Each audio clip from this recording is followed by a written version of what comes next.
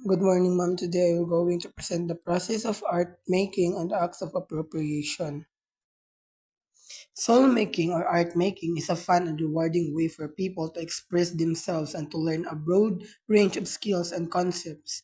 So, when students making art, they have the opportunity to express their feelings, fantasize, tell stories, and give their ideas a concrete form.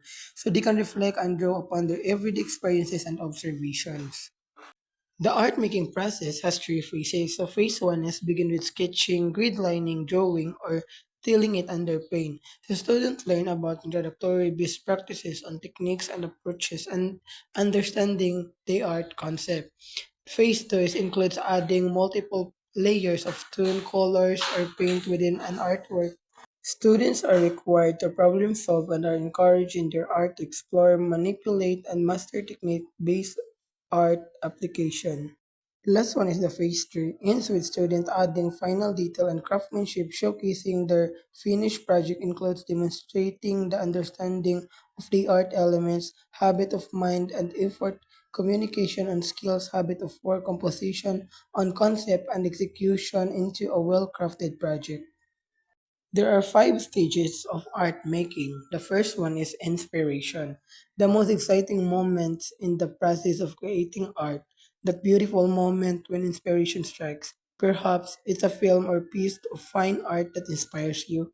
Perhaps it's something from nature or an event that has occurred in your life. Sometimes it's an idea seems to come out of nowhere.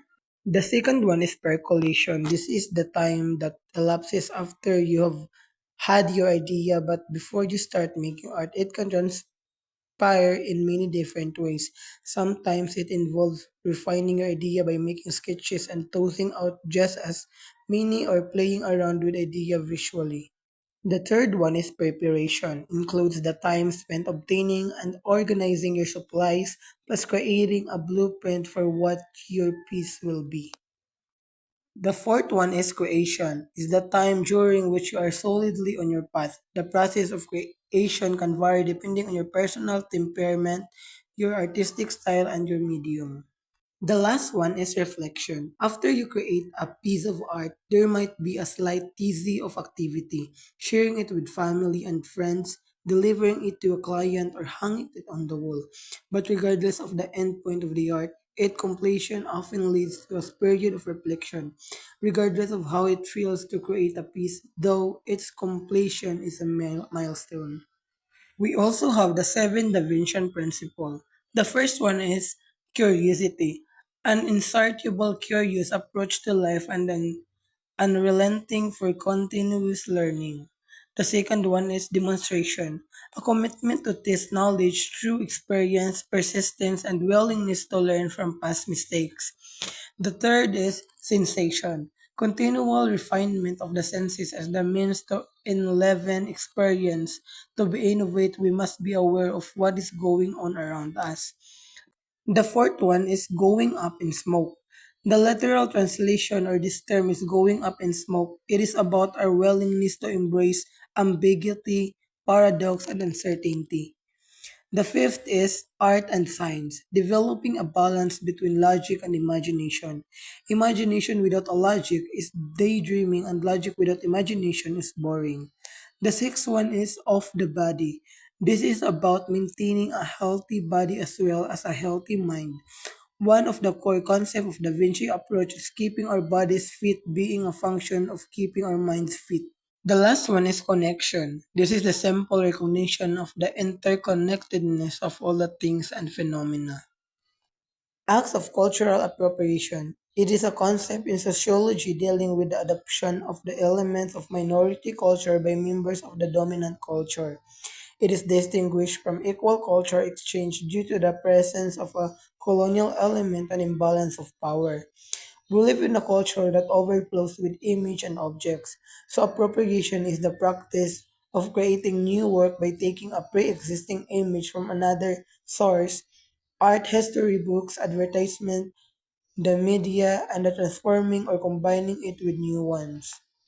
Cultural appropriation can involve the use of ideas, symbols, artifacts, or other aspects of human made visual or non visual cultures.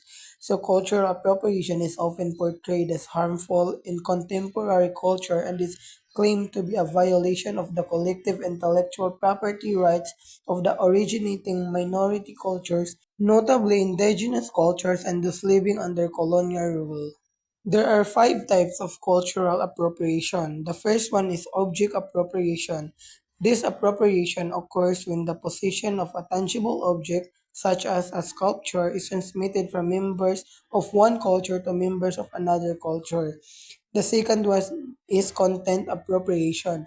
This form of appropriation involves the reproduction by a member of one culture of an non-tangible work of art such as a stories, musical composition, or dramatic works produced by some other cultures.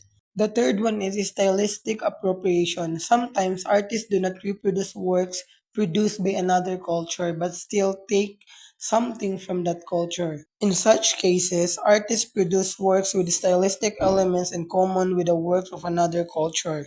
So, fourth one is the motive appropriation. This is formed and related to stylistic appropriation. Sometimes artists are influenced by the art of a culture other than their own without creating works in the same style. So the fifth one is subject appropriation. This occurs when someone from one culture represents members or aspects of another culture. That's all. Thank you so much.